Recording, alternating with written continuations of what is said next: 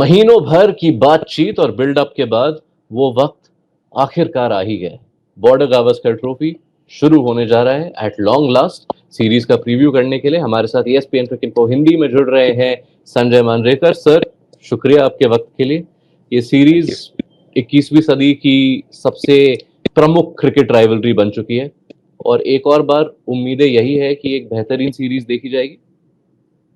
जी हाँ, लेकिन जो हम पेपर पे देख रहे हैं जिस तरह की फॉर्म भारतीय टीम की चल रही है बल्लेबाजी को लेकर, शामी मिसिंग है, कुलदीप यादव नहीं है, रोहित शर्मा नहीं खेल रहे, तो ज़ाहिर बात है कि फैन्स उतने उत्साहित नहीं होंगे और उतने पॉजिटिव नहीं होंगे। लेकिन हमें एक दूसरा चेहरा हमारे क्रिकेट का, इंडियन क्रिकेट का देखने को मिलेगा कि इसके बावजूद किस तरह से इंडिया फाइट करती है इस सीरीज में। जीतने की तो मुझे नहीं लगता कि उम्मीद रखनी चाहिए कि भारत ये सीरीज जीत सकती है और वर्ल्ड टेस्ट चैंपियनशिप फाइनल में फिर से अपना स्थान पक्का करेंगे। तो अलग कुछ चीजें देखने को मिलेगी जो हमें एक बताएगा कि भविष्य भारतीय टेस्ट क्रिकेट का क्या है। ये इंडिया ऑस्ट्रेलिया राइवलरी के रीसेंट इतिहास को अगर हम देखें तो ये ऑलमोस्ट कॉन्ट्रडिक्टरी है, क्योंकि पिछले 10 साल में इंडिया ने ऑस्ट्रेलिया से कभी टेस्ट सीरीज नहीं हारा है। तो ऑस्ट्रेलिया की ओर से देखें तो उनके लिए भी एक वो जो हंगर है, क्योंकि ये ज्यादातर नहीं हुआ है ऑस्ट्रेलिया के साथ कि किसी टीम ने उन्हें 10 साल लगातार हराया हो। लेकिन अगर आप देखें ऑस्ट्रेलियन टीम जो पिछली बार जब पहली बार भारत सीरीज जीती थी ऑस्ट्रेलिया में, टिम पेन उनके कप्तान थे और वो ऑस्ट्रेलियन टीम कुछ वैसे ऑस्ट्रेलियन टीम नहीं लग रही थी। थोड़ा एक कंट्रोवर्सी भी हुआ था सैंड पेपर गेट जिसको कहते हैं। और उसके बाद कहीं न कहीं लग रहा था कि ये ऑस्ट्रेलियन टीम जो पहले वाली दिग्गज ऑस्ट्रेलियन टीमें होती थी, उस तरह से फाइट नहीं कर रही थी स्पिरिट, क्योंकि दूसरे सीरीज़ में वॉर्न भी अवेलेबल थे, स्मिथ भी अवेलेबल थे।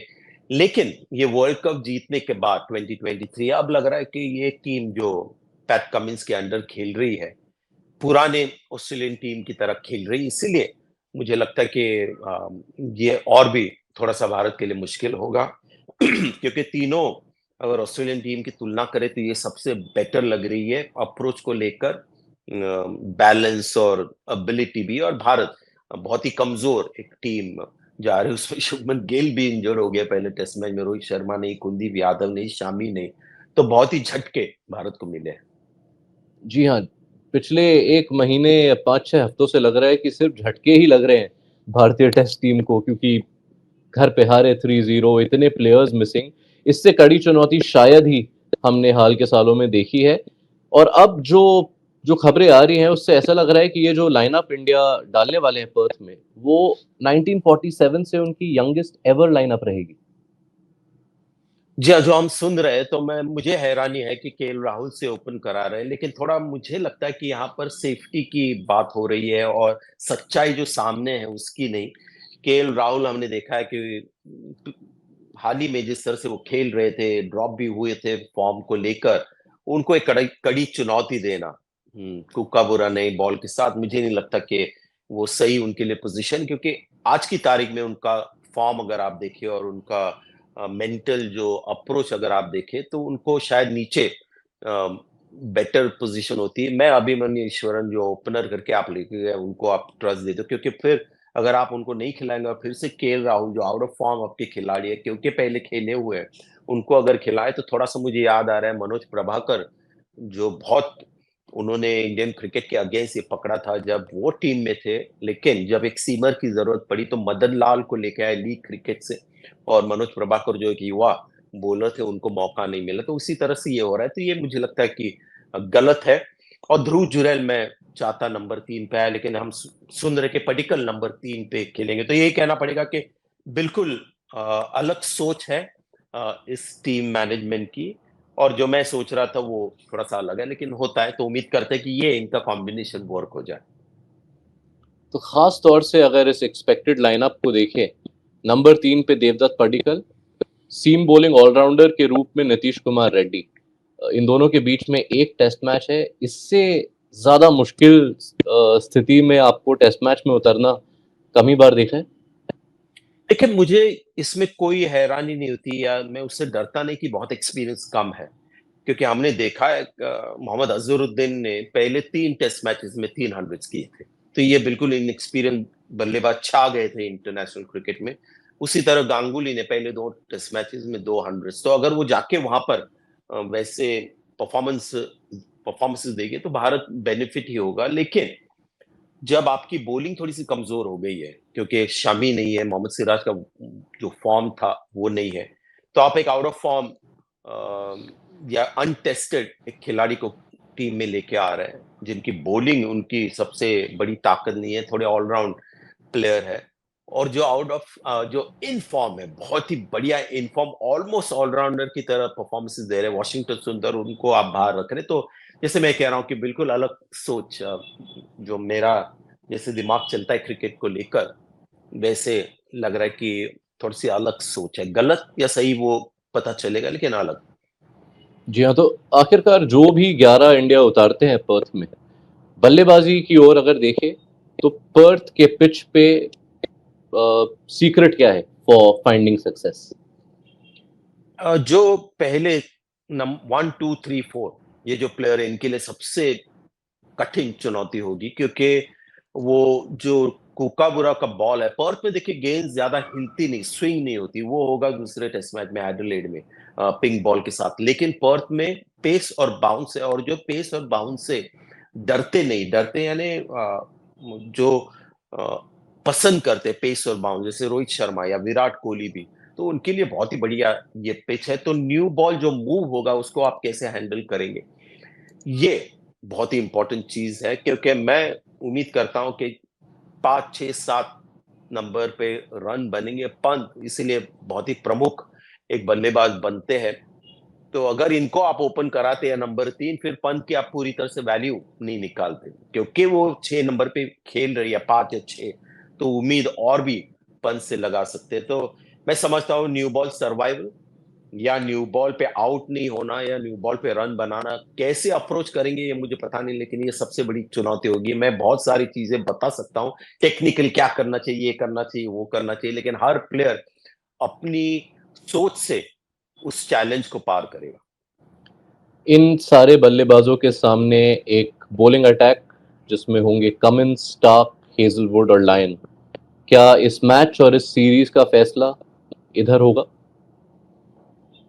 जी हाँ, बॉलिंग में तो बहुत ही ज़्यादा डिफरेंस है, लेकिन मिचेल स्टार्क जितना उनका नाम है, उतना उनका शायद काम नहीं होता। लेकिन Pat Cummins, Josh Hazlewood, Nathan Lyon, ये बहुत ही तंग करने वाले गेंदबाज है भारतीय बल्लेबाजों को।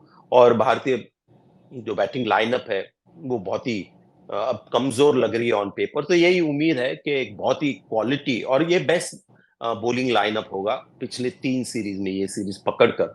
और मैं ये भी समझता हूँ कि लीडरशिप भी पैट कमिंस की अभी बेहतर हो गई है। पहले जो सीरीज में हम पहली बार जीते थे, टिम पेन उसके कप्तान थे, तो अप्रोच भी थोड़ा बेहतर होगा। तो ये कहते हैं ना कि भारत को तो झटके लग ही रहे, लेकिन ऑस्ट्रेलिया भी अपनी काबिलियत से बॉलिंग को लेकर और लीडरशिप को लेकर थोड़े से ऊंचे स्तर पे है। मैं दूसरे पहलू पे भी आपकी राय जानना चाहूंगा, क्योंकि ऐसा नहीं है कि ऑस्ट्रेलिया की जो बल्लेबाजी है वो दिक्कतों से हीन है। पिछले दोनों दौरों में जब भारत जीते हैं वहां जाके, जिस तरह से इंडिया के अटैक ने ऑस्ट्रेलिया की बैटिंग कमजोरी पर जिस तरह से वो हावी हुए थे, उसने एक बहुत अहम भूमिका निभाई थी। क्या इस बार वैसी उम्मीद की जा सकती है इस बॉलिंग अटैक के साथ? अ, नहीं। और जब मैं ये नहीं कहता हूँ, ये थोड़ा सा अंदाजा लगाकर, लेकिन आजकल टेस्ट क्रिकेट में क्या होगा ये प्रेडिक्ट करना यश बहुत मुश्किल हो गया। क्योंकि न्यूजीलैंड सीरीज जो होम सीरीज हुई थी, किसने प्रेडिक्ट किया होगा कि भारत हारेगी 3-0? तो पता नहीं ऑस्ट्रेलिया भी अगर अंडर प्रेशर खेल जाए, लेकिन भारत के पास उस तरह की बॉलिंग लाइनअप नहीं है। शामी मिसिंग है, सिराज उस तरह के बॉलर नहीं है, शार्दुल ठाकुर भी काफी अपना कंट्रीब्यूशन कर रहे थे। तो कहीं ना कहीं शायद चैलेंज इस बॉलिंग लाइनअप को ये होगी कि अगर 3-4 विकेट गिरे ऑस्ट्रेलिया के, उसके बाद जो अगले 6 विकेट है, वो कितने जल्दी आप निकाल सकते हो। वहां पर पहले जो बॉलिंग लाइनअप्स थी भारत की, वो वहां पर बहुत ही अ, एक सक्षम थे उस तरह के एक पूरी तरह से टीम को आउट करना।